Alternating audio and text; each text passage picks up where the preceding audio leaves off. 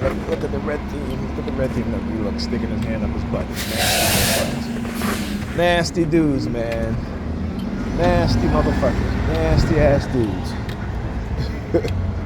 Sticking his hands up his butt. All right, I should tell you. Like I said, these people are ridiculous. Ridiculous, crazy, fanatic, you name it. That's who they are. Oh, look at that. You know, my daughter was talking about a big rat today. She went somewhere from the Boys and Girls. I think it was in the yard, and they saw a big rat. And guess what went across from me? A big rat. So why? Because their ability, again, using science, controlling rodents, stuff like that. People don't want to believe it, but you know, hey, we know that they can use light to guide rodents. Remember too, they did a lot of experiments on animals and rodents. So when we think that, you know, or they can't control these creatures, let me tell you, you are sadly mistaken. You are sadly mistaken. They use science. I was talking to a guy in Pam's building, a young guy, and we was having a conversation. You know, I said, you know, we have been lied to, and you know, I tell him about the Catholic Church and how the Catholic Church use science and believe in science more than they believe in their religion, right? Because, you know, remember in the past, in the ancient times, the so-called belief system, which wasn't called religion, right? Their belief system incorporated science, or the knowledge of science, to explain certain things. But what the Catholic Church did, after they drove the Moors out of Spain and Italy and Turkey, is it Turkey? Or am I saying Morocco? I think. Turkey's on the other side, I think, more towards the Baltic Sea, right? But anyhow, so what they did is that and I listened to Bobby Hemmett, and he confirmed it for me also, because again, that's a brilliant brother.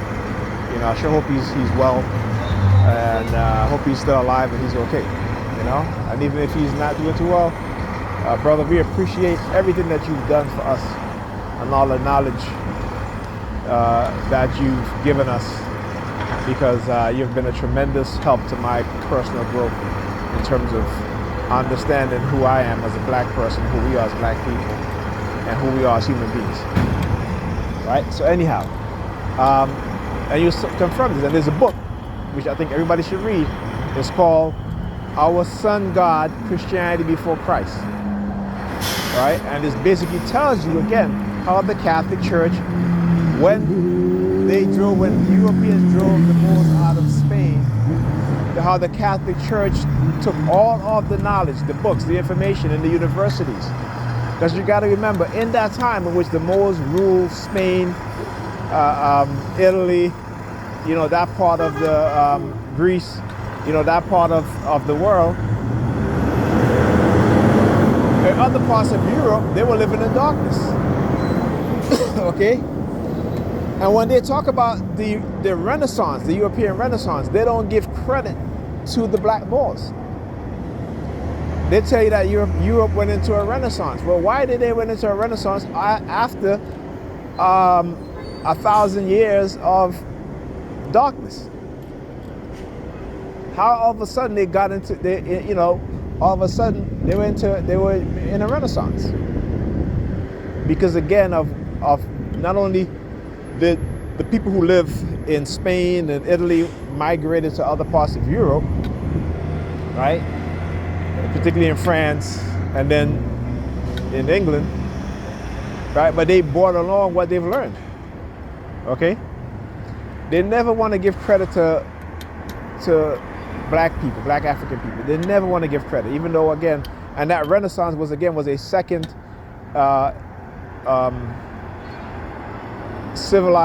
civilizing of Europeans. Okay? Just go and read the book, Dirt. And it will tell you the conditions in which the people in France and England and other parts of Northern Europe, how they were living. right? Not excluding Russia. Let me put it like that, right? Excluding Russia, some parts of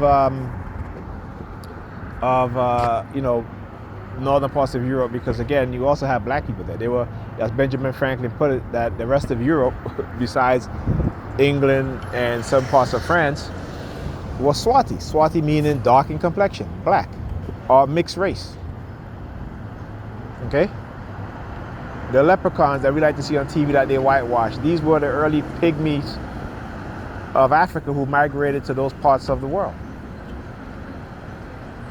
Right? This is again, the erasure of black history in Europe, of black origins in Europe.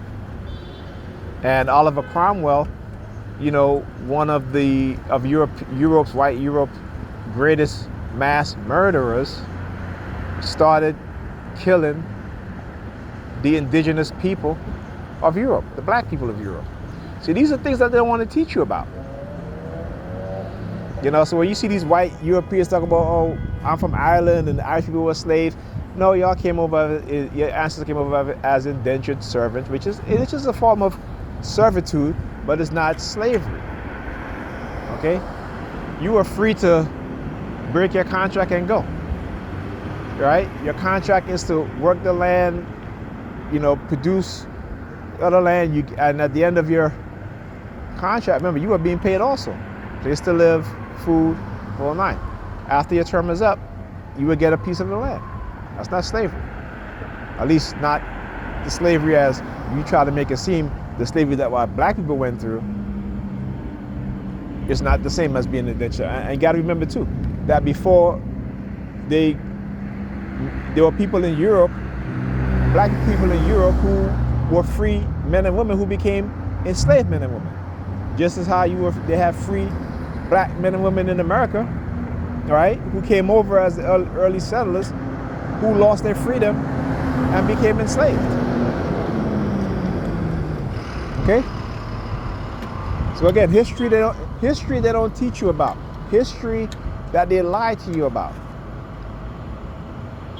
The whitewashing of history, the manipulation of history, the erasure of black history, black nobility, black kingship, queenship in Europe. Right? The theft of black lands, black nobility, black titles in Europe. Yeah, New York president. Well, it goes to the ambulance. Yeah, I think that's an ambulance. But again, when you touch on certain things, they know that I'm right. And you can go read these. And here's another thing too, right? If you go research and get these books called,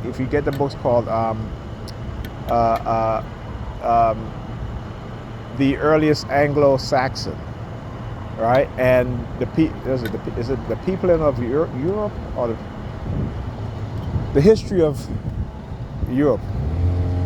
You will see these are written by white historians, white archaeologists, white anthropologists, right? Again, who have been regulated into the back because they spoke the truth. And the ones that indulged in historical lies, historical manipulation, historical theft, they were pushed and catapulted to the front in order to spread white supremacy. All right, so when we talk about Martin Bunnell, Black Athena, and you can go and you could see some of the pushback that he got, particularly from a Jewish a scholar, Annie Leibovitz. I remember that debate that she had with Dr. John Henry Clark, and Dr. John Henry Clark says he says, I don't debate students. I only debate masters like myself or the master historians, right? You know what I'm saying? Because they came out in full force against Martin Bunnell, just like they came out against Robert Bauval, right? Who wrote Black Genesis, right? Who literally studied, Egypt and realized that, hey, these black people, and he says it, ancient Egypt was built by black people, right? And he says that these people were highly intellectual. Scientists, physicists, chemists, doctors, right? Archaeologists, architects. And that the pyramid, particularly the three biggest pyramid, which in the Bible known as the three wise kings, right? They line up to the star Sirius. So they didn't just build these things just to build them and as a burial tomb and worship chamber. They understand the mysteries of the universe, the sacred science. This is why the Greeks called it the Egyptian mystery system. Okay? Because they really couldn't understand what it really was about, right? You know what I'm saying? Like like Pythagoras, who went to Kemet, studied, 15, 16 years, went back to Greece, and all of a sudden, they even though, again, in their own biography, they'll tell you where they went to study, right? Socrates, Plato, right? You know what I'm saying? They Hippocrates, right? They tell you that they went to Kemet to study. And all these white historians, liars, deceivers, okay? They knew what they were doing. But we're in the age of information and knowledge. And to remain ignorant is just a sad thing. But I know we can't help it a lot of times because we are being manipulated. We are being attacked. Whenever we learn new information, the truth, we are attacked. People's attitudes change towards us because we're speaking the truth and because we've been programmed to subconsciously to attack those that know the truth and understand the truth. It's a reason why, again, a lot of our, particularly black scholars in the 80s, 70s, 80s, 90s, and 2000s, they were attacked.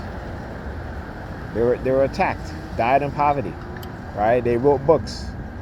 The FBI war against the black bookstores. This totally destroyed the black bookstores before Amazon came along and destroyed the white bookstores, okay? So like I said, whatever they do to black people, eventually they'll do to their own because their greed knows no bound and knows no loyalty. But when it comes to the political aspect of what they do, you get creating loyalty amounts, the vast majority of white people, particularly those in the upper class and middle class and lower middle class, as a buffer, and other ethnic group who they, deceptively labeled as model citizens. It's all based off deception, right? And then fudging the numbers to make it look as if, the vast majority of these people are so-called successful when they're not, right? It's just a few, okay? So we got to understand and realize, again, what is truly going on and have a basic understanding and a basic truth to what has been taking place and what's really going on, and hope that, I hope my people will wake up, and not just wake up in terms of politically, but understand also that, we don't have to vote for Trump. There are other candidates out there. There's Dr. Cornel West, he's running. There are other candidates. Jill Stein, she's running. Okay? But I really think that people should vote for Dr. Cornel West, not just black people, but white people too. And Asians and Hispanics. You want to send a strong message because whether you're both Democrats or Republican, things are going to still remain the same because their allegiance is not to you and I, it's not to the average American worker or the American family, which is the vast majority of people in America, but it is to their corporate sponsor, their corporate donor. So it doesn't matter who you vote for, Republican or Democrat. Nothing is going to change drastically to improve your life. And so we got to shake up the system, right? And understand that when you see a candidate who's speaking the truth and who's upsetting both the Republicans and the Democrats, particularly if they're talking about, improving the life, the environment for us as a people, not just one particular group, but everybody. That's what we should be paying more attention to. All right? Don't let them come with that religious mumbo jumbo, try to manipulate you. Okay? But I keep saying, don't look at what they say. Don't watch what they do. Look at what they do. Don't look at the words come out. But don't look at their mouth and the nonsense that's coming out of their mouth. Look at their actions. Look at what it is that they're doing, what they've done, and what they continue to do. And is it benefiting you?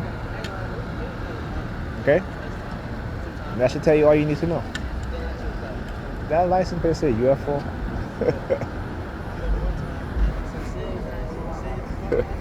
Anyhow, they like to do these gigs, these talking points or themes, and trying to like UFO kind of nonsense. But listen, I for one know that there are other life out there. We're not the only life in the universe. But I don't have any evidence of UFO, and so I'm saying I'm just keep it like that. I just talk about what I know, not what I don't know. Anyhow, I'll talk to you guys in the next video. Bus is over. Oh, let me see the number on that bus. Let me see the number on that bus. Anyhow, look, the red theme. Look. Anyhow, I'll talk to you guys in the next video.